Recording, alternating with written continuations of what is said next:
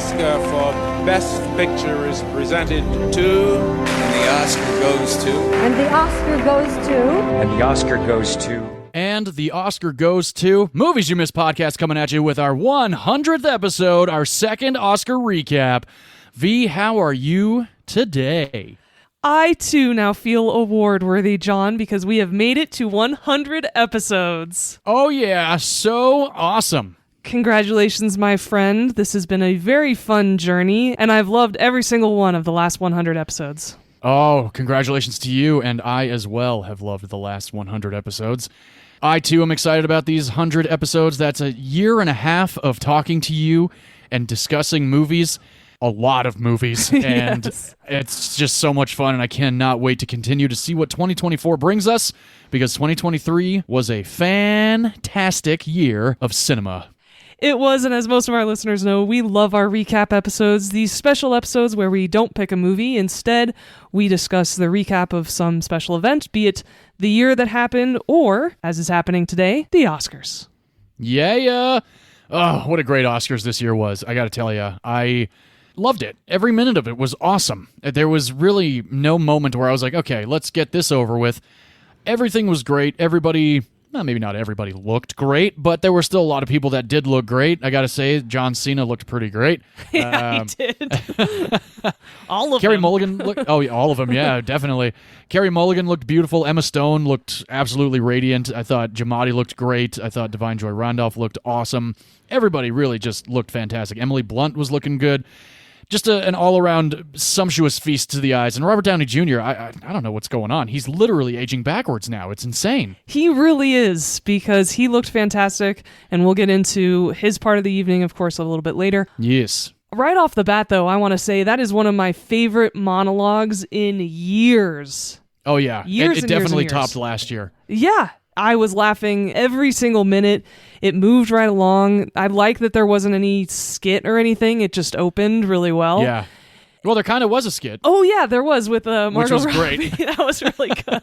I really like that. Yeah. Yes, that was definitely the... I would say that was a nod to Billy Crystal 90s hosting, because Crystal used to... And I know we mentioned this last year on our Oscar recap. Crystal is still the king of Oscar hosts. Like, most definitely. He is, and at the same time, I really love Jimmy Kimmel. I think that he doesn't make too many off-color jokes. He doesn't insult anybody, really, other than Yeah. that one. It was, in fact, a real review, which is hilarious. No way. So he read a bad tweet about himself like he does on his show. That's great. Yes, and I thought he did a great job. I know he's been a host for a couple years now, and I'm very satisfied with what he's been doing. Absolutely, 100%. Completely hats off to Jimmy Kimmel for keeping it light and fun. You know, it never got too serious. It really was. It was great. It was a feel good. You know, it was another feel good Oscars, similar to last year. Just awesome. And like you said, it just kept moving along. It did. Yeah, and you know, of course there's that joke of, oh, well, we're already 5 minutes behind, or we're 5 minutes ahead, or this is going on for another several hours, etc. And it's like, yeah, but that's fine. Like, I know there's a lot of people that are like, I don't watch the Oscars anymore. Good for you. There are people that still do. And, you know, a lot of us still have a lot of good time with it. And again, my wife and I and you, we all watched it together. It was just awesome. It was so much fun. Just an all-around fantastic time, and cannot wait to get into the breakdown of who won. For those that were not able to watch it, definitely a fantastic evening for all of Hollywood, especially after the crazy strike. And another hats off to Kimmel for bringing out the grips and electrics and Teamsters and stuff out onto the stage. Yeah. That was absolutely fantastic. Well, without further ado, V, I think we should jump into the recap of the night, getting through 19 categories of Academy Award-winning fantasticness. What do you say? Let's kick this thing off. Oh yeah, let's get into it. Let's get into one of the awards that was absolutely deserving. This is the category of Best Visual Effects. The only movie in this list that I did not see was Napoleon. Not because everybody says it sucks, just I did not get around to it. But everybody says it sucks. Everybody says it sucks, and I think even Ridley Scott might think it sucks, but who knows? I don't know. I am going to watch it because I do like Ridley Scott and Joaquin Phoenix, but I'm not going to do it anytime soon.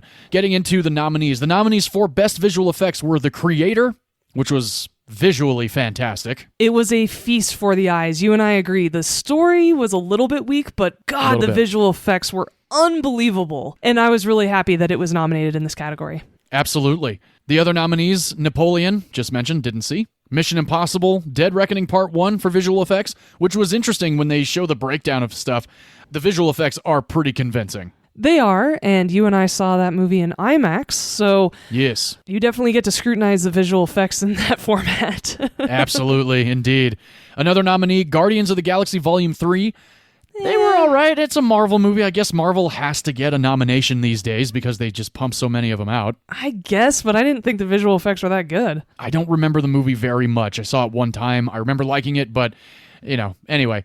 Then the final nominee from Japan, Godzilla -1, which took the Oscar for Best Visual Effects, which was absolutely 100% deserved. I saw this movie twice in theaters, one time in 4DX, another time in a regular theater.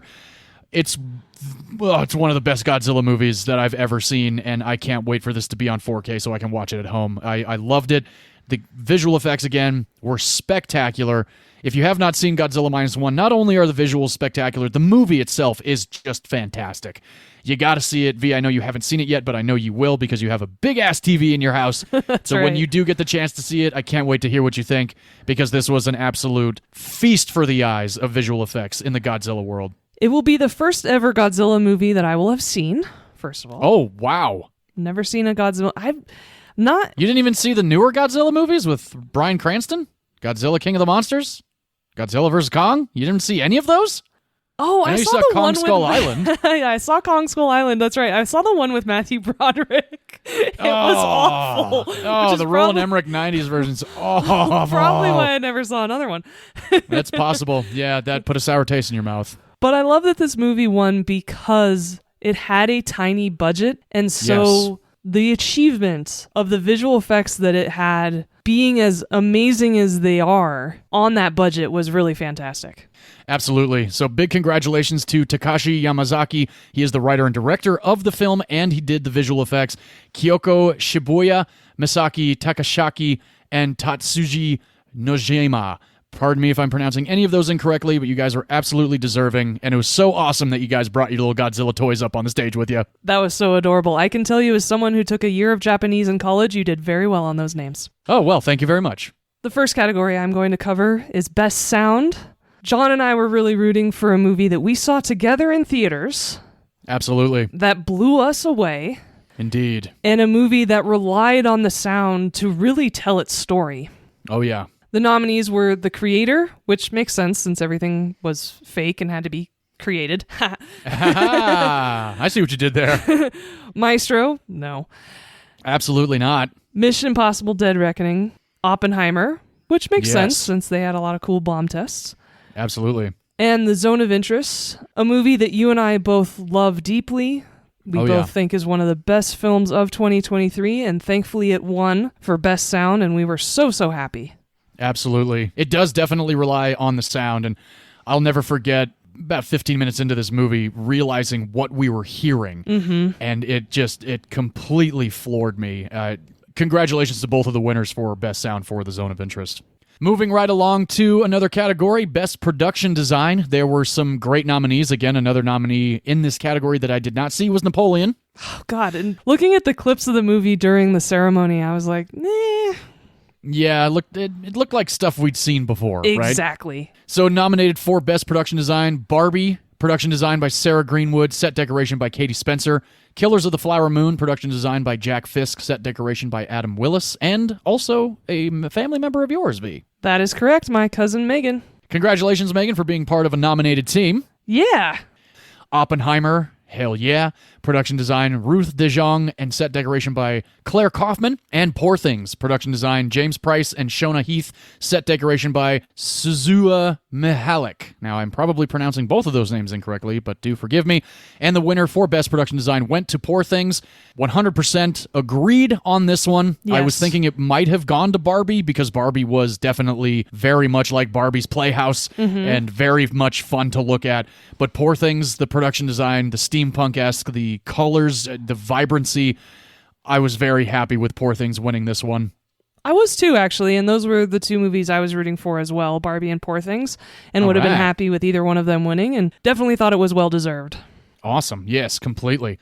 And moving right along, we'll jump into Best Makeup and Hairstyling. Nominees were Golda, Maestro, stupid, Oppenheimer, definitely a deserving nomination, Poor Things, and Society of the Snow.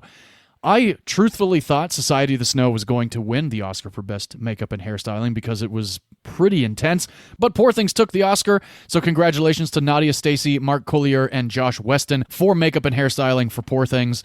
If you've seen the movie, you know it definitely is a deserving win. It is very interesting makeup all throughout the entire movie. The Willem Dafoe face is something of nightmares, and but also extremely believable. Oh, 100% believable. It didn't there's not look like makeup. No, not at all. Not at all. Unlike in Maestro, where all you could look at was the fake nose that Cooper was wearing. So definitely a congratulations to Poor Things for winning Best Makeup and Hairstyling. Best Costume Design, nominees were Barbie, Killers of the Flower Moon, Napoleon, Oppenheimer, and Poor Things. I kind of thought Barbie would have taken this one, only because there was a lot of the doll sort of costumes on all of the actors in the movie, and it was very vibrant. It was very fun. Killers of the Flower Moon was another one I actually thought might take it because those were some pretty amazing costumes as well. But Poor Things took it. Holly Waddington, congratulations to you. Some fantastic costumes in Poor Things. I think everything that Bella Baxter wore was incredibly unique, something I'd never seen before.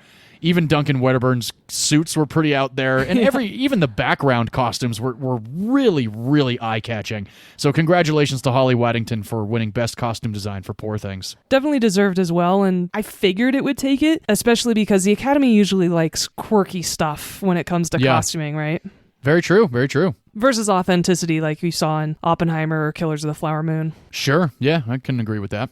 And the thing about Poor Things winning, the way that it was presented was pretty great. Jimmy Kimmel references many, many years ago how a streaker runs out on the stage of the Oscars, and he starts alluding to the fact that maybe somebody's going to run out naked on the stage, and immediately I thought it was going to be Will Ferrell doing like an old school bit. But we have John Cena poking his head out from behind Jimmy Kimmel and behind some of the set deck on stage. And then he comes out fully naked, and we start hearing about how costume designers clothe the actors, and you can't make a movie without costumes and all this kind of stuff. And I thought it was brilliant, and I'm sure a lot of people are like, we don't need a naked man on stage. It was funny. It was really very funny and very, very entertaining, and it was very cool to actually find out that a colleague and friend of mine, Whitney Ann Adams, who is a costume designer, helped put that bit together. And we are going to have her on this podcast in the near future. She is very talented at what she does. She also has a podcast called Tales from a Costume Designer. Check it out if you're interested in any of that kind of stuff, because it's very fascinating. And I really liked how John Cena kind of delivered the whole thing. And I've liked John Cena for several years now, and I thought that he was great, and I thought it was a lot of fun. And, we do like to discuss the movies that we saw over the last week in theaters or on streaming this week. My wife and I ended up watching Ricky Stenicki, which is on Amazon Prime, starring Zac Efron and John Cena. Jermaine Fowler, if you don't know him by name, he is in The Blackening. He plays Clifton in The Blackening. And for like the first 5 minutes of the movie, I'm like, I know this guy's face. But anyway, this movie is directed by Peter Farrelly, which also kind of blew me away. I didn't know that Peter Farrelly had a new movie coming out. Yeah. And Amy suggested we watch this movie because she thought it looked funny. It's R-rated. It's raunchy. It is hysterical from beginning to end, and my wife actually very much enjoyed it, which was kind of a mind-blowing moment for me. Like she was laughing really hard. So if you guys are interested, check out Ricky Stenicki. It is a lot of fun. And you said it's very similarly raunchy to like Joyride last year, which I absolutely loved. Yes. And so, Sue, next week when you and I are together, we're going to watch that together. It's on Amazon Prime. Oh, yeah. Starting to wrap up some of the technical awards, I'm going to jump into Best Original Song. Now, one thing I love about the Oscars is that they perform these songs live at the ceremony. Yes. If we went off of just the performances, I'm Just Ken should have absolutely won. It was one of the best segments of the entire night. I fully, wholeheartedly agree. I was completely taken aback at the fact that Gosling sounded so good because he sounded like shit in La La Land. He has an incredible voice, and I was so happy that he didn't take it seriously, that he just went for it. He didn't take himself too seriously either, starting off in the audience and then ending with Slash. Oh, yeah, that was pretty fantastic. It really was. I was so happy about that. So really enjoyed that live performance from him and glad he did that. And I love that a few of the other Kens from the movie showed up on stage dancing with him. That was so awesome. It really just made it. Yes. The other nominees were The Fire Inside from Flaming Hot, It Never Went Away from American Symphony, and that's where we got Jon Batiste, since American Symphony is a documentary about his life. A Song for My People from Killers of the Flower Moon, which was a really, really beautiful performance to see. I completely agree. That was very intense. And the winner for original song was What Was I Made For from Barbie, another song from Barbie. From Billie Eilish. I am a fan of Billie's, and I did not like that song. There were two other songs from Barbie, one from Dua Lipa, and of course one, as we talked about, from Ryan Gosling, both of which I liked far more than What Was I Made For. Ah. I honestly wanted I'm Just Ken to win just because it was so awesome and ridiculous. Oh, yeah. But What Was I Made For was actually my least favorite song of all the nominees, so was a little disappointed with that category. Not a fan. I think I'm Just Ken would have been great to win, but, you know, it is what it is. They take themselves too seriously for that, of course. Sometimes they do. And Billie is now the youngest two-time Oscar winner in history. And to complete the musical categories, Best Original Score, American Fiction. I liked the score. It was very Sideways-esque, and if anybody has seen Sideways, it was very light, very bouncy. It just reminded me of Sideways, and I really liked the Sideways soundtrack quite a bit. So I liked the score for American Fiction. Indiana Jones and the Dial of Destiny, which was just an honorary nomination, let's be honest. It definitely was. It was because it was John Williams, not because it was anything groundbreaking. Yeah, we've heard it before, Williams. Congratulations, but we've heard it before. Exactly. Killers of the Flower Moon by Robbie Robertson, who unfortunately passed away before the Oscars. Ah, it sucks. I thought that was a great soundtrack, too. I did, too. The underlying intensity that they use that soundtrack in that entire movie is brilliant. Mm-hmm. Oppenheimer. Yes. And Poor Things. I love the Poor Things soundtrack. I think it's so fascinating and different. I really, really liked it. Just like the rest of that movie. It's very fascinating and different. But the winner was Oppenheimer by Ludwig Göransson. Oh, yes. Fantastic score. Oh, yeah. We were both so happy for this win. Definitely deserved. It had a very All Quiet on the Western Front vibe for me. Ooh. Probably why I liked it, because All Quiet had won for the 2023 Oscar for Best Original Score. So right, yeah. I really like those very intense, very deep scores attached to serious movies. I absolutely loved the score to Oppenheimer. I know you did too. And being able to listen to that in IMAX was such a treat. It absolutely was. I think Ludwig Göransson has an incredible ear, and he is extremely talented. He did the Tenet soundtrack. He did the Black Panther soundtrack. He knows what's up, and the fact that he's on set with Nolan during production is also incredible, and I will never forget the 2 times I saw this movie in IMAX. I literally got in the car and listened to the soundtrack on the drive home. I've listened to it in the shower to make my showers more epic.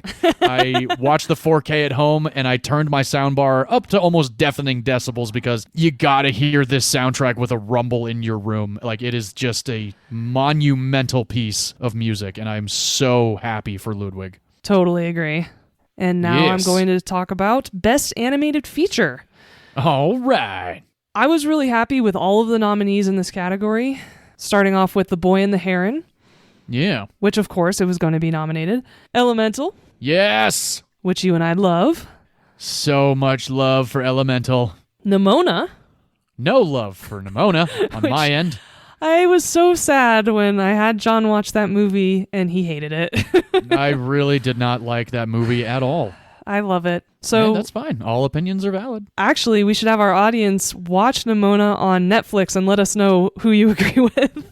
Yeah, I'm curious. I don't know a whole lot of other people that actually did see it, so I'm very curious how many people did see it and how many liked it. Yeah, exactly. And there aren't very many movies that you and I vehemently disagree on, so we always love taking the temperature from our audience on who they agree with more. Yeah, and I was a little disappointed I didn't like it because you and I agree a lot on animation. Yeah, definitely. And it was too cliche for me, I think, with the dialogue. And I mean, it was beautifully animated. It looked like a video game, but a very 3D video game. Kind of reminded me of Borderlands. So I liked the animation. The story I didn't like, and again, all opinions are valid, and that's what we're here for. Exactly. The rest of the nominees were Robot Dreams, and of course, Spider-Man Across the Spider-Verse was the last nominee. Oh, hell yeah. And to just about no one's shock whatsoever, The Boy and the Heron took it. Yes, I still haven't seen it, but I'm very excited to see it when I'm able to stream it at home. My wife wants to see it too. I really didn't enjoy it. I understand why people do, though. It's just that style of storytelling that I can't really relate to or enjoy, unfortunately. But I understand why it won. I would have preferred Elemental to win, but it was way too much of an underdog for that. Yeah, I think so. And, it's funny, for so many years, Disney Pixar was winning all of the best animated feature awards. And not anymore.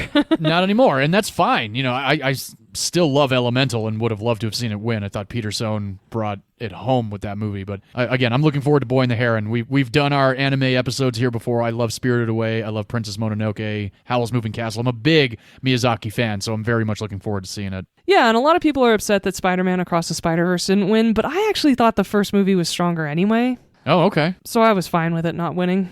I like both of them. I really was a big fan of Across the Spider-Verse. And I don't know, it's weird because I didn't rush out to buy Into the Spider-Verse, but I did for Across the Spider-Verse. I had to have the 4K. Okay. So yeah, but congratulations to everybody in that category.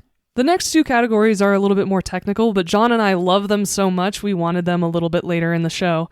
Yes. I'm going to talk about Best Film Editing. Anatomy of the Fall was nominated, as was The Holdovers, which... Yes. That was basic editing. It was not really complicated editing. Not really. Not like Spun or Requiem or anything, right? Exactly. Just Across the Spider-Verse. But congratulations to Kevin Tent for being nominated, of course, not trying to diminish anything here. Definitely. Killers of the Flower Moon. Good editing also. Oppenheimer. Excellent. And Poor Things. Oh, yeah. I was really rooting for Oppenheimer this whole entire season because... there are so many cuts to memories, to jumping time periods. There's really intense cuts that are very, very fast when the bomb is tested and when Oppenheimer is really starting to come to terms with what has just happened. I thought the editing... sequence is... When he's at the podium? It's amazing. I thought the editing not only was spectacular in this movie, but really was instrumental in telling this story, which is why I thought it was so deserving. And so I was so happy when Jennifer Lame won for Oppenheimer Best Editing. Absolutely. I love her editing. She edited Tenet, which we discussed several episodes ago. She's worked with Christopher Nolan for quite some time, and if you can cut Tenet, exactly. I think you're in the right mindset to cut just about anything. And Oppenheimer's editing is flawless, just like in Tenet. She is a fantastic editor, and I love that she won. And I love celebrating a female editor. I mean, any woman in the more technical field is something I'm always going to be happy with, and she had such a lovely speech as well, and could be nothing but joyous when this award was handed out. Yeah, absolutely. And similar to Ludwig Göransson, she is on set during production of Nolan movies so that she can see how it's all going down and have discussions with Christopher Nolan about how the editing process should go and how, et cetera, et cetera. So when we were discussing Tenet, I was just like, wow, this woman is very, very talented. And then we get Oppenheimer, and just completely deserved. Congratulations to Jennifer Lame. Let's jump into the celluloid of it all. The Best Cinematography nominations. The one that did not deserve a nomination was Maestro, because it didn't deserve any nominations at all. If you saw Maestro, that was basically a high-budget Lifetime movie that really sucked. If any of you liked Maestro... Best description of it that I've heard so far in 6 months. A high-budget Lifetime movie is exactly what Maestro is, and that's how I'm going to describe it moving forward. Oh, you should. Maestro was the La La Land of this year. It was absolutely atrocious. Cooper doesn't know music, and that conducting scene is pretty much, it just was absolute garbage. But we're not here to talk about that just yet, because we will get into that, I'm sure, a little bit later. We will, but we're not disrespecting Matthew Louis Batik. No, not at all. Love his cinematography normally. Oh, yes. It wasn't his fault that the movie sucked so bad. No, it wasn't. It wasn't at all. Not at all. So that's one of the nominations. The other four come in with Killers of the Flower Moon. It was beautiful. It was very, very well shot. I liked it. El Conde, which I loved that movie. The movie is about a 100-year-old vampire. If you haven't seen El Conde, you got to check it out. It's hilarious. It's twisted. It's bloody. It's brutal. El Conde is actually on Netflix, so if you want to check it out, watch that instead of Maestro. Absolutely.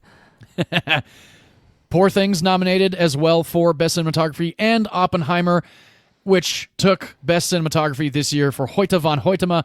100% deserved. I honestly did think, though, that Poor Things was going to take it. I thought Poor Things was a little bit more interesting to look at with the colors and the vibrancy and everything, but the way that Oppenheimer is shot, you can't deny that you feel like you're in the room with everybody in that movie. And I think that that is definitely a testament to Hoyte van Hoytema's eye. I mean, he's DP'd Tenet, he DP'd Interstellar, he DP'd Nope, he DP'd Dunkirk. He's been working with Christopher Nolan for years, and it was so awesome to see him win.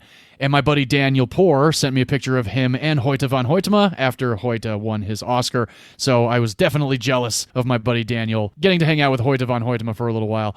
Just a fantastic win, completely deserved. Congratulations again to Oppenheimer. And who doesn't love any opportunity to be able to announce Hoyte van Hoytema, because it's one of the best names ever. Oh, absolutely. So great. Moving into the writing categories, I'm going to do Best Adapted Screenplay. Adapted, Sweet. for anyone who's curious, because there was some discussion about this during the nomination process, adapted is from any licensed product, any established IP. So a lot of people were really confused by why Barbie was an adapted screenplay versus original. Sure. Yeah, that's similar to last year when people were like, how is Top Gun Maverick adapted? Because it was adapted from the first one. The first one, because those characters, that storyline was already established. And Yes. so similar to Barbie this year, because Barbie as a character is already established, that's Right. why it's in the adapted category. Indeed. And the other 4 nominees for adapted screenplay were American Fiction, Yes. Oppenheimer, because it's Yes. adapted from a book, so is American Indeed. Fiction, Poor Things, Yes. Another And- adaptation from a book. yeah, and The Zone of Interest, which everybody's adapted from a book but Barbie. Exactly. I would have been happy with any one of these being winners. Oh, yeah. And the winner was a film I saw with you, which made me really happy. American Yes. Fiction. Oh, yeah. So fantastic. The script is so brilliant and witty, and I loved its message. I love it doesn't beat you over the head with it. It does it in a very absolutely. 21st century way. I was so happy with this film, and well deserved that Cord Jefferson won for his screenplay. I am too. It was truthfully a surprise moment for me because I honestly thought Oppenheimer was going Me to take too. it. I really did. And if not Oppenheimer, Poor Things. Those two movies just felt like those would be the winners. And not that American Fiction isn't good. If you've seen my reel, you know I loved it. I watched it the second time, V with you, loved it all over again. American Fiction is a great movie. It is wonderful. It was just like, whoa, wow. I mean, congratulations, the guy's a first-timer. You know, Yeah. like it was just a big surprise, and I couldn't be happier for Cord Jefferson and everybody involved in American Fiction because it was definitely one of the best of last year. It really was. And I hope his win gives American Fiction a lot more publicity so more people will watch it. Absolutely. I want this in my collection. It's like a once or twice a year watch now. It has to be. Definitely. All right, let's jump into Best Original Screenplay. The only nomination that I did not see was May December. I know, V, you saw that one. Yes. Truthfully, it was not a movie that I felt was going to be interesting to me. And I know, V, you saw it, and you said that you enjoyed it, if I remember correctly. I didn't, but I respect what it is. And Okay. I I understand that. appreciate it being a character study and a very intense subject. I didn't Sure. enjoy my time watching it. I thought everybody did a great job in it. Okay. It's definitely one of those festival darlings type of movies. Got it. Okay. Well, maybe one day I'll check it out. I'm not sure. Now that the Oscars are over, it may just fade into obscurity for me. Plus, it's a Netflix movie, so we know how I feel about those. Exactly. But the other nominees were Past Lives. I actually thought the screenplay was the strongest piece of that film. See, I thought the cinematography was the strongest piece. Yeah, that's a good argument, actually. But the conversations that they had were extremely real and vulnerable, and are conversations that they just seem like these are the type of conversations I wish I could have with this type of person, right? Sure. And I liked that the film wasn't cliche, and that comes from the screenplay. Yes. And so there are aspects of that I respected that it was nominated for. We just didn't enjoy the film. Yeah, it was fine. You know, it wasn't like when it ended, I remember being like, well, I mean, I'm glad I saw it, but it wasn't like, oh. Anyway, we'll get into that when we discuss Best Pictures also. Yeah. The other nominee was Maestro. Completely ridiculous nomination. Especially because the dialogue was completely ridiculous in that film. Oh, the dialogue was so bad. It just was, again, it's a high-budget Lifetime movie. The Holdovers was another nomination, which I liked the script. I thought that was a very well-written movie. I'm a fan of The Holdovers. I think it was pretty good. I didn't think it was going to get an original screenplay nomination, though, to be honest. I didn't either because it just seems like it's a film we've all seen before. Yes, completely agree with you on that one. And the final nominee was Anatomy of a Fall, which took the Best Original Screenplay Oscar. I gotta tell you, it was 100% deserved. Anatomy of a Fall is fantastic, and I'm not gonna shut up about how fantastic Anatomy of a Fall is. The script is so sharp and so intense and so engrossing. Winning this was fantastic, especially to see Justine Triet and Arthur Harari win. Loved the movie, loved the screenplay. If you haven't seen it, you have to see Anatomy of a Fall, especially if you're a true crime fan. Now, this is not a movie that's based on a true crime, but if you like the true crime genre, I definitely recommend Anatomy of a Fall. I was very, very happy to see them take that for Best Original Screenplay. Yeah, it's a courtroom drama. Yes, it is a fantastic courtroom drama, an intense courtroom drama. And we'll likely get into it later, but it was so great to see Messi at the Oscars with a bow tie. I loved seeing the pup from Anatomy of a Fall show up at the Oscars. That was so awesome. Cute. Ryan Gosling was super stoked to see that dog, too. It was such a cute cutaway. Oh, so awesome. The big six are left to be given. Oh, yeah. And before we get into these last categories, there was one segment at the Oscars last night that was A, confusing, but also B, highly disappointing for me personally. Because Emily Blunt and Ryan Gosling came onto the stage and had a full montage thank you for stunt people in the industry. Oh, yes. Yes. And what a great opportunity the Academy had and completely whiffed on to announce a newly created category for stunts. And that's what I thought was going to happen. So did I, and instead it's just the two of them because they have a stunt guy movie coming out. Exactly, yeah. Which looks great, by the way. Oh, we totally want to watch it, that's true. But so many of us have been campaigning for decades that Best Stunt Choreography and Best Stunt Performance should absolutely be a part of the Oscars ceremony, and it's so disappointing that they didn't take that opportunity to do that last night when they had a whole thank you montage video clip for stunt people. So that was a little bit jarring and very disappointing, unfortunately. A buddy of mine ended up posting on his Facebook page, "To the stunt performers, we salute you. And that's all you're going to fucking get from us, the Oscars, just now." And I said, that was some bullshit. And he goes, "It was the equivalent of wanting a Christmas bonus and getting a pizza party." I was like, dude, completely. Like, that was a completely missed opportunity. It really, I've been enrolled in the Jelly of the Month Club. So true. For all you Christmas Vacation fans out there. Yes. Well, I'm glad other people were just as upset as us about that. I believe so. I'm so curious to hear what a lot of other people had to say about that. So until that happens, we have 4 acting categories. Yes. And I'm going to start off with Best Supporting Actress. The way they presented the acting categories this year was fantastic. Oh, completely agreed. I know a lot of people love to see the clips of each of the nominees, which is true, and I get, and I agree with. I like that a lot. But they had 5 previous winners stand on stage and do personal monologues about each of the nominees. Yeah. And it was so poignant and felt very genuine, and we loved seeing all of the previous winners come on stage as well, and it was just a really wonderful and creative way to present this award. Completely agree. They did it once before. Yes, that's right. They had. Yeah, but it was a while ago. It's been since Tropic Thunder was nominated. That's right. And so these previous supporting actress winners came out and discussed these 5 nominees. First, Emily Blunt, playing Oppenheimer's wife in the film Oppenheimer. Oh, yeah. Danielle Brooks in The Color Purple. America Ferrera in Barbie. Jodie Foster in Nyad. Oh, absolutely. And Divine Joy Randolph in The Holdovers. And Divine Joy Randolph took it for The Holdovers. Indeed she did. Congratulations to her. Absolutely. And it was very deserved, and she won most of the awards during the award season, so it wasn't that surprising either. But she was fantastic. She played a grieving mom really, really wonderfully. And Oh, yeah. it was very bittersweet, but you just felt for this woman. And I thought she was the best part of that entire movie. I agree. I thought she really took it home. I thought she was fantastic and one of the stronger points of The Holdovers, definitely. Agreed.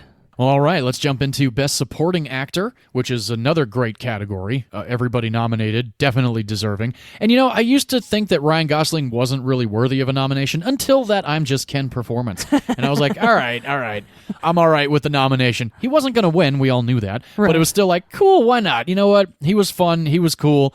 He definitely was one of the better parts of the movie Barbie, for me anyway. I would think it was incredibly important for whoever took that role of Ken to hit it out of the park the way he did. Yes. Barbie would have completely floundered if it wasn't Ryan Gosling or if it hadn't been an actor who portrayed Ken the way he did. Completely agree. And so I agree that, yeah, he wasn't going to win, but it was deserving. Yeah, he was great. Another nominee, Sterling K. Brown for American Fiction. He was great in that film. He was indeed. Robert De Niro in Killers of the Flower Moon. I think he got nominated because it was Robert De Niro. I completely will agree with you on that. Plus, he's 80 years old, and him and Scorsese have been doing it together for so long. I feel like it was like, come on, just nominate him. It was a John Williams nomination. Indeed.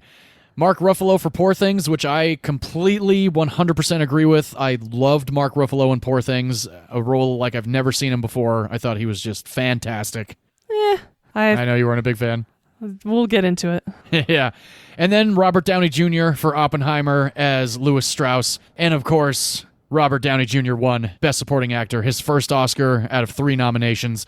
I loved Sam Rockwell's whole thing that he did, especially when he talks about how this actor doesn't break character until he does the DVD commentary. A Tropic Thunder reference all these years later was so fantastic. At the Oscars. At the Oscars, because Downey Jr. was nominated for playing Kurt Lazarus, who played Lincoln Osiris in Tropic Thunder. But it was so fantastic to see Robert Downey Jr. win. Beyond everybody else in Oppenheimer, Downey Jr. was a force to be reckoned with in that movie. And the fact that he has been on record saying that Oppenheimer is the best movie he's ever been in is just, it warms my heart to hear, warms my heart to read. You can tell that he loved being in that movie and working with everybody, including Christopher Nolan. Just fantastic. Round of applause. It was a brilliant moment in the movie, and I was so glad to see him win his first Oscar. The icing on the cake of the greatest all-time comeback story. Oh, absolutely. Yeah, and like we said earlier, he's aging backwards now.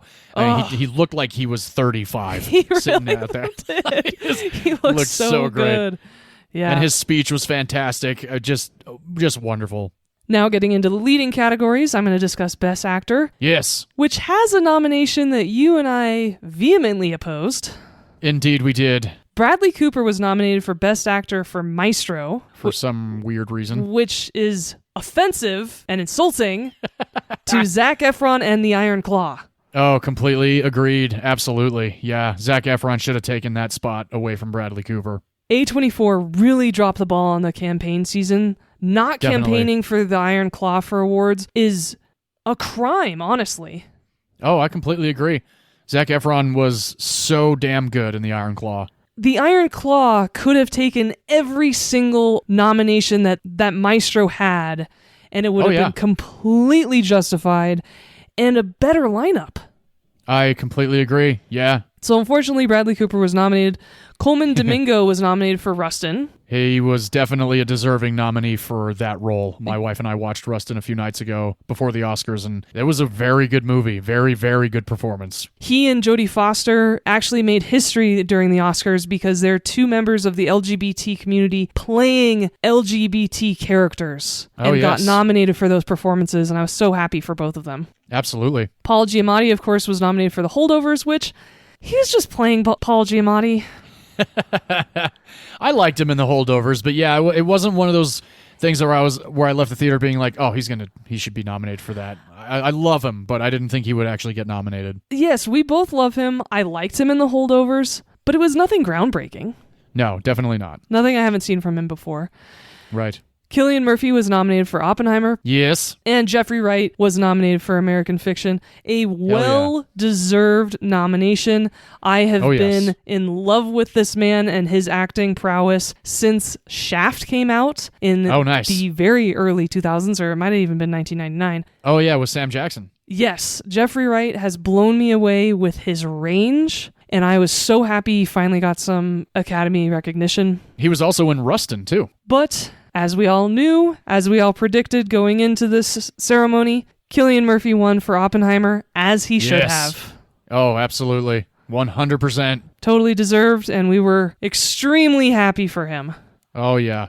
He is a very versatile actor. He's in my favorite horror film of all time, 28 Days Later.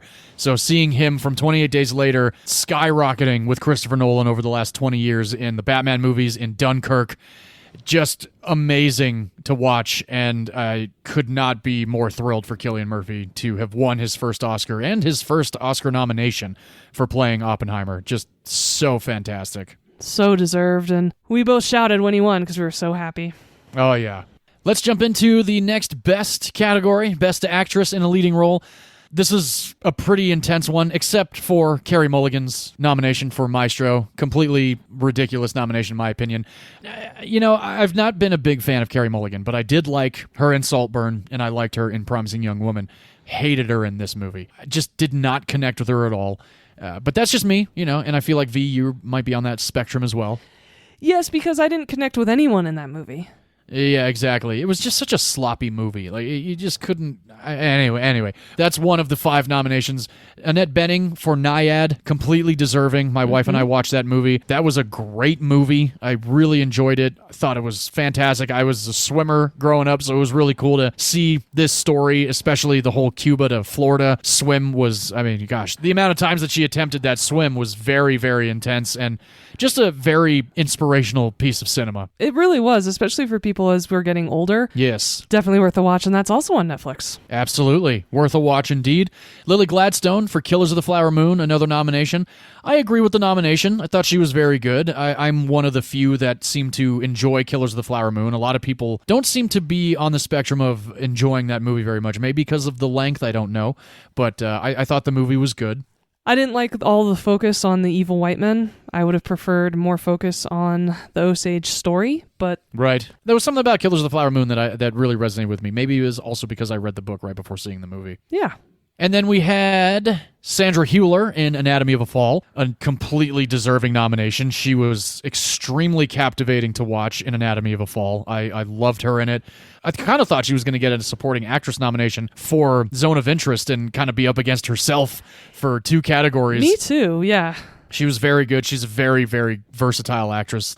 And then we had Emma Stone for Poor Things, and the Oscar went to Emma Stone for Poor Things, which I completely agree with. I loved her in that movie, the curiosity of her character coming to life, and the absolutely twisted nature of how she comes to be is really something new. And I think that might be another reason why I loved the movie so much, was because it was a new story on top of a story we've seen before, a woman coming of age and discovery and curiosity of life. But I really thought Emma Stone knocked it out of the park, and this nomination and win is so much more deserving than her nomination and win for La La Land. I would have preferred seeing Lily Gladstone win. I really like subdued performances. In fact, I prefer them over giving an award to someone who has a very outlandish performance. Okay. Speaking of Tropic Thunder, there's a segment in Tropic Thunder where you never go 100% this thing, which I won't talk about on the podcast, but for those of you who've seen Tropic Thunder, you know what I'm talking about.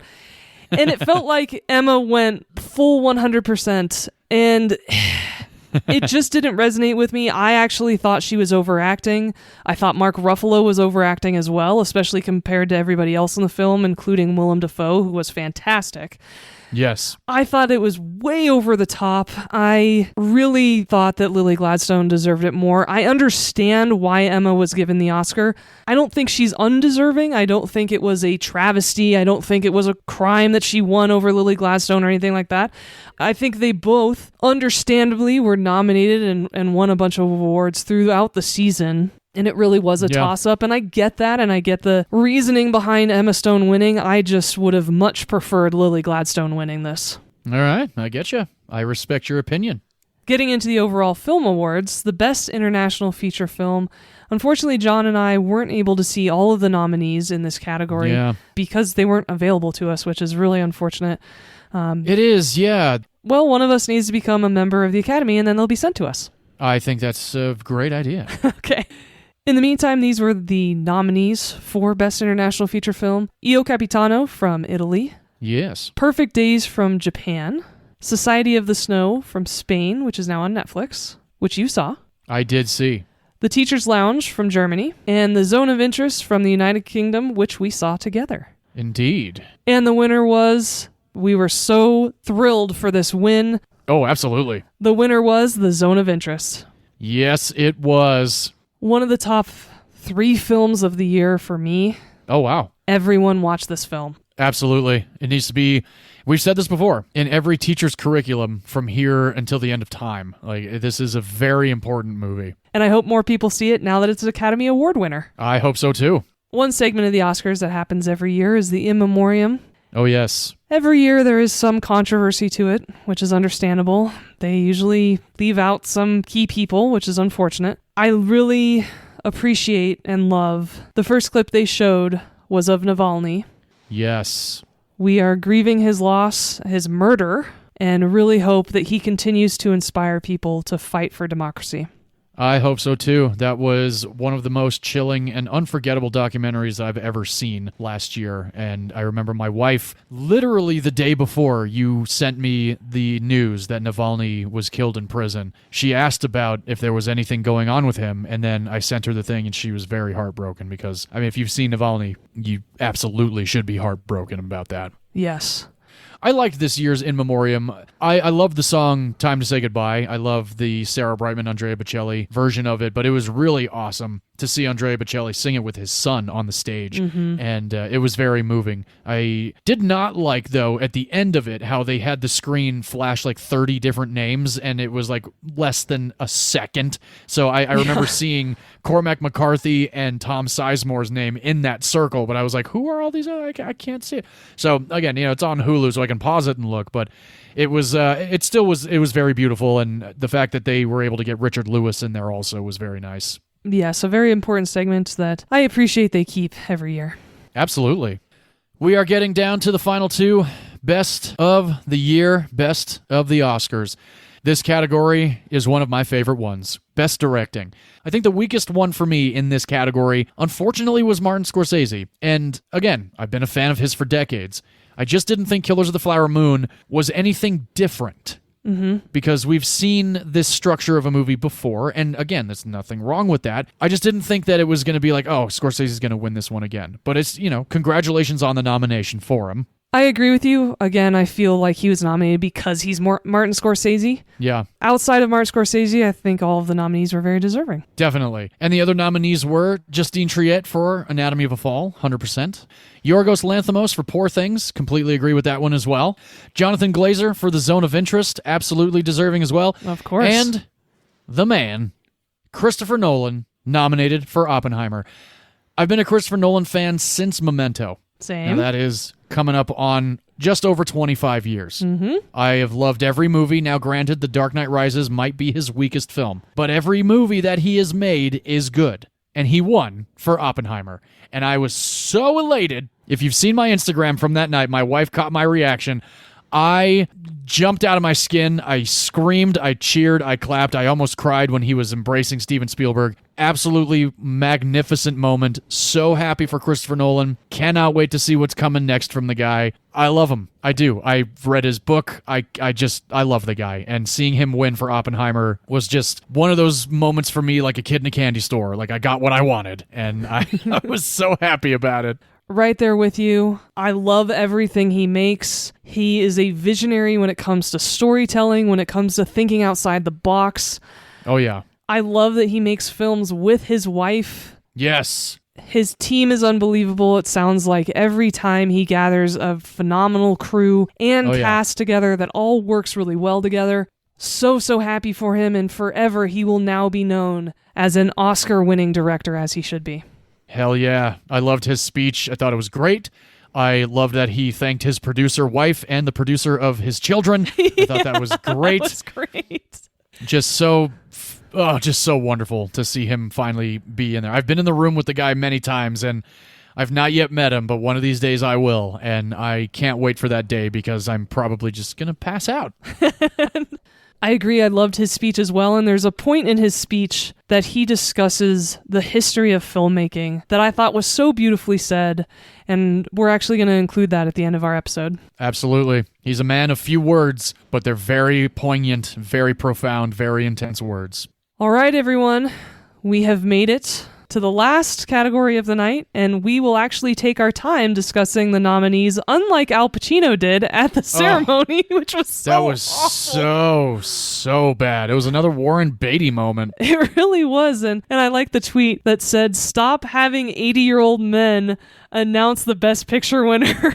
Yeah, really. Which I totally agree with. Completely. It was completely fumbled. Unfortunately, there was no build-up. There was no pizzazz. He walked out there and opened the envelope, and that was it. It was so dumb. And he didn't even have his tie up. It was very disheveled. Gosh. It was a big old mess, unfortunately. So John and I instead are going to take our time and discuss the nominees for this category, the only category at the Oscars that has 10 nominees. And we're going to go in alphabetical order on these 10. Sweet. American Fiction, a film you and I both absolutely love. Well-deserved from start to finish. 100%. That's a fantastic film.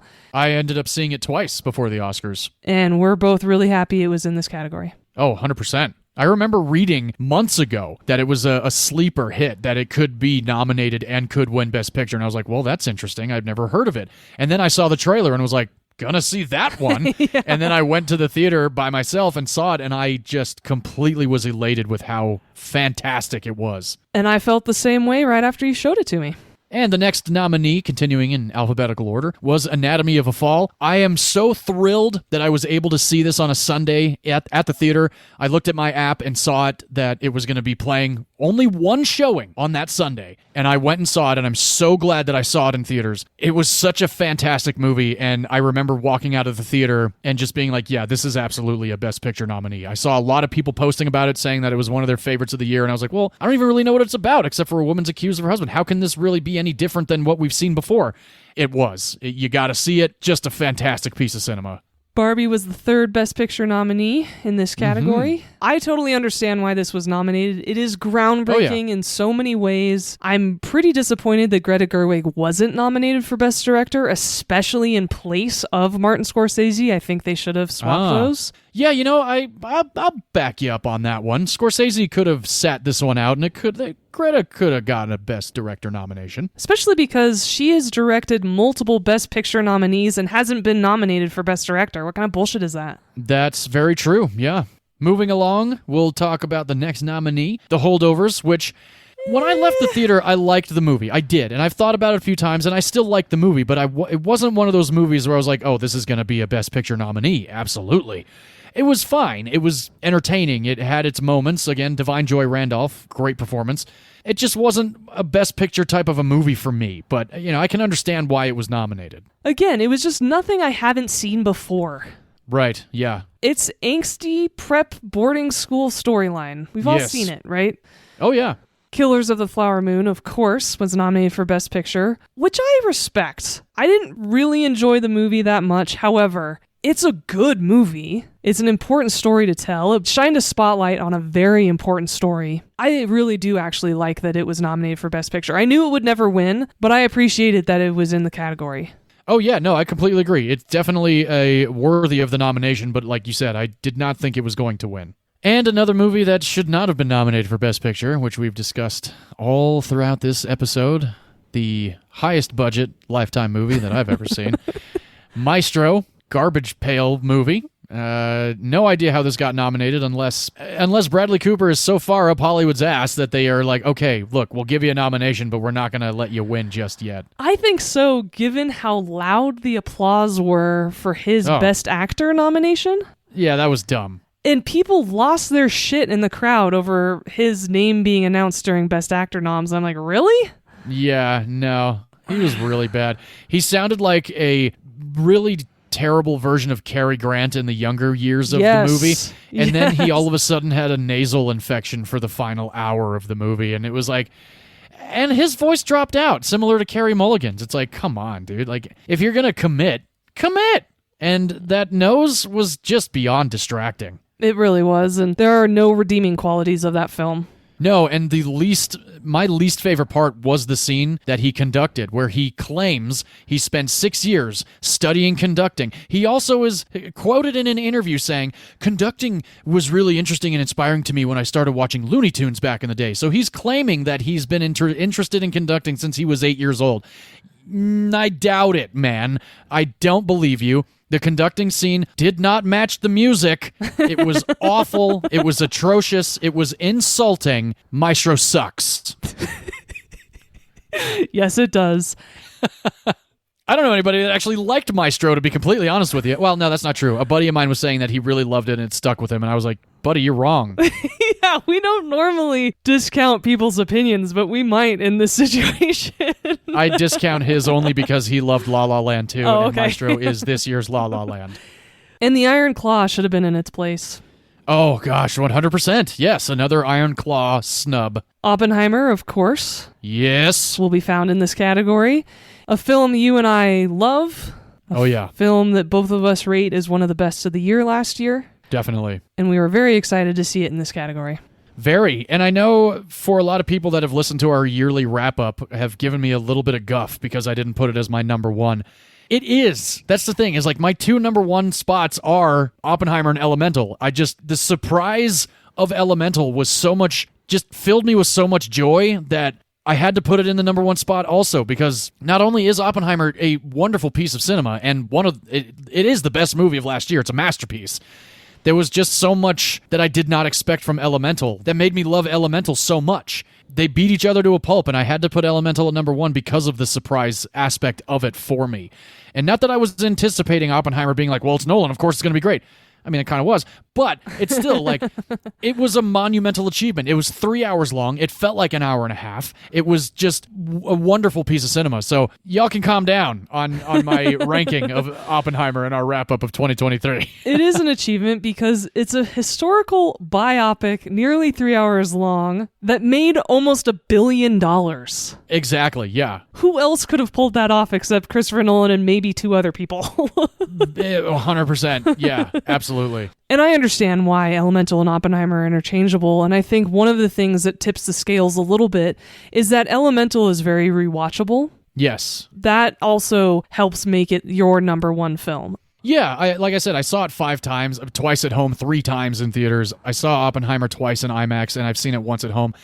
Oppenheimer is rewatchable, absolutely, but it's not like one that I'm going to watch one day and then watch again the next day. You need to marinate. You need to kind of take a breath after Oppenheimer. It's a lot, but it's so good.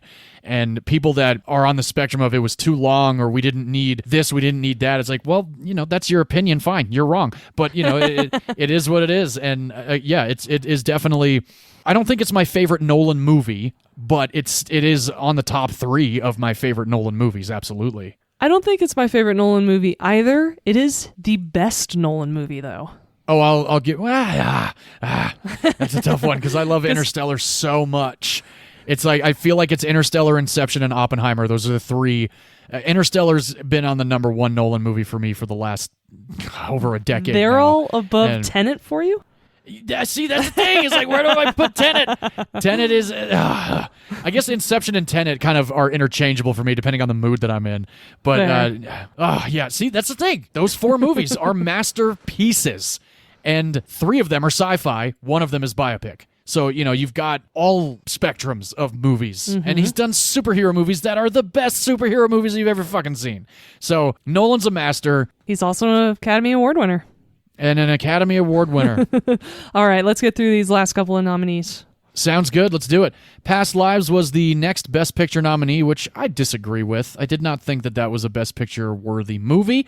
It was fine, like we've been talking about this whole episode. It was an enjoyable movie, but it wasn't something that I didn't really have any emotion towards any of the characters. And I guess congratulations to everybody involved, but in my opinion, I didn't think that was going to be a nominee for Best Picture, and definitely did not think it was going to win. I agree with you.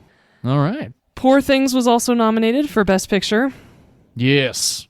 Now that we're at the Best Picture category, we can have this conversation. Okay. I hate this movie from start to finish.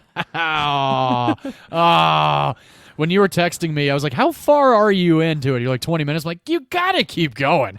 Ruffalo hadn't shown up yet. You hadn't gotten the story of Bella Baxter yet. You had to give it a little bit more time. And I told you that a lot of the quirkiness was going to kind of dumb down. I only said that because I wanted you to keep watching the movie. But I loved the movie. I really did. I thought Bella Baxter was a very fascinating character. I don't think Emma Stone was overacting. I don't think Mark Ruffalo was overacting. I loved Defoe. I loved the supporting cast. I loved the visuals. I loved the cinematography. Thought the writing was great. Costumes, editing, makeup. Everything. It's not a You liked perfect everything. movie. I really did. I loved everything. It's not a perfect movie, but it's so fascinating and so eye-opening to watch Bella Baxter's character just come into her own and experience life and be so curious about everything. And my wife is on your spectrum. My wife hated the movie. Loved Emma Stone in it. Hated the movie. Loved the cinematography. Hated the movie. It's a love or hate movie, and I've said that to a lot of people. Like, well, what do you mean? I'm like, well, you just got to watch it, and I think you're gonna love it or hate it. I loved it, and I've watched it twice. I saw it in theaters with my wife. I watched it on Hulu at home. I'm going to buy the movie. I have the book. I loved it. It was in my top 5 of last year for sure, and I've had a lot of conversations with other people that have loved the movie too, and that also did not like the movie. And I respect everybody's opinion on why they don't like it, and V, yours included. You've definitely put some things in my head to think about. I'm still not going to not like the movie because I love it. I think, the soundtrack too, I loved it. It was a very different, very interesting take on exploration of life and coming of age, and I liked all of that about it. I love the costumes. I loved the set design, but it was just too weird without being endearing. Okay. It was too out there without having a lot of soul or giving me as an audience member the ability to empathize or care about what's happening to the characters. Oh, okay. And one of the things that I had said to you was, if Tim Burton and Wes Anderson had a rated R nude baby, it'd be this movie.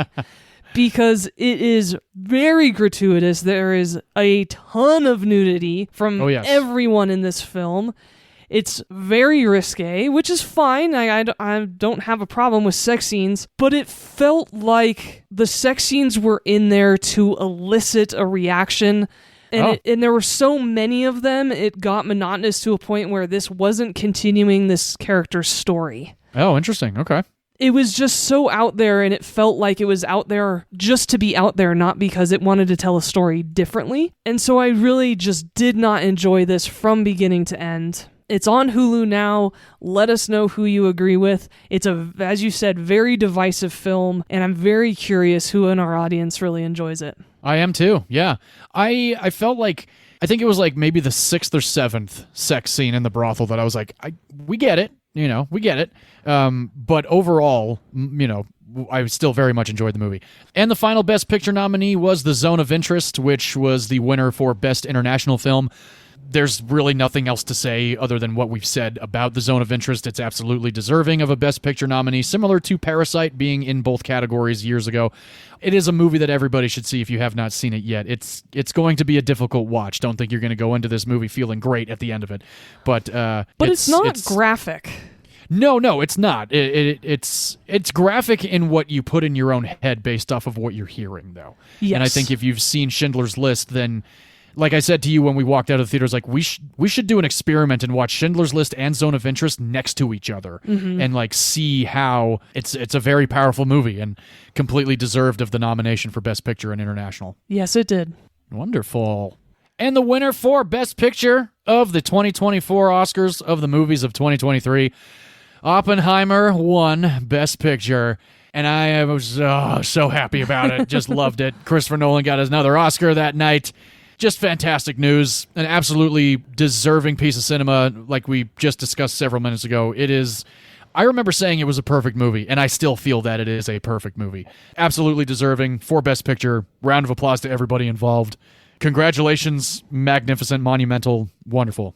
Great achievement. Well deserved out of the 10. That is absolutely the one I would have voted for as well. Oh, yeah. And I'm so glad that the ceremonies have wrapped up, award season is over, and we Yes. are as happy as we are with all of the winners.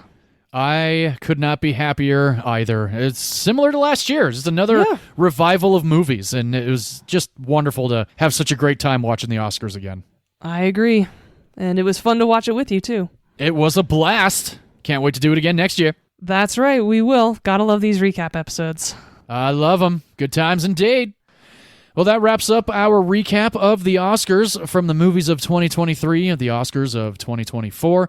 This was the 96th Oscars. Great time. Can't wait to do it again next year. And in keeping with the Oscar theme, V and I have chosen 2 Best Picture winners for next week's episode. This is going to be a fun one. V, what did you choose? I picked the Best Picture winner at the 1963 Oscars. This is Lawrence of Arabia, starring Peter O'Toole, Alec Guinness, and a whole host of other very famous actors from the golden age of Hollywood. All right. Unfortunately, Lawrence of Arabia is only available on Prime Video to rent for $3.99, but it's such a long movie that it's worth every penny because it's stretched out enough. I guess that's true. Every minute is about a cent worth. Exactly. That's awesome. And John, which Best Picture winner did you choose? I chose one of my favorite Best Picture winners from 1959. It won Best Picture for the 1960s Oscars. This movie is also 3 hours and 27 minutes long. You can stream it with a Hulu or Amazon Prime Premium subscription, or you can rent it as well. This is Charlton Heston and Hugh Griffith in William Wyler's epic Ben-Hur, everybody. And this will be a first watch for both of us. You're right. I have not seen Lawrence of Arabia. I'm very much looking forward to it. I actually have the double VHS, just never watched it. So now that I have to, I'm very much looking forward to it. Yes, and it's a first watch of Ben-Hur for me. Fantastic. I hope you like it. It's a wild one. Well, that wraps us up here on episode 100 of Movies You Missed podcast. Thank you guys so much for joining us for this recap and our 100th episode. If you've been here from episode 1 to now, keep hanging out with us because we've got 100 more and 100 more and 100 more coming at you. Please do rate, review, subscribe, follow us on all social medias, TikTok, Instagram, Facebook, Twitter. We're doing as much as we can to keep you all informed with what we're doing and what's coming up. And we love discussing movies and telling you if you're wrong or right about movies. And if you leave us a review on Apple Podcasts, we'll send you a sticker. Please do give us a review on Apple Podcasts because we love hearing what you think about the show. And as always, we love to close out Movies You Missed podcast with film is a form of art, and in art, all opinions are valid, except if you think anyone other than Oppenheimer deserved all the awards it won on Sunday. Fantastically agree. Wholeheartedly. Fantastic movie, fantastic Oscars. All right, well, we will see you guys next week. Cheers, everybody. Bye-bye. To the Academy, just to say, movies are just a little bit over 100 years old. I mean, imagine being there 100 years into painting or theater. We don't know where this incredible journey is going from here, but to know that you think that I'm a meaningful part of it means the world to me. Thank you very much.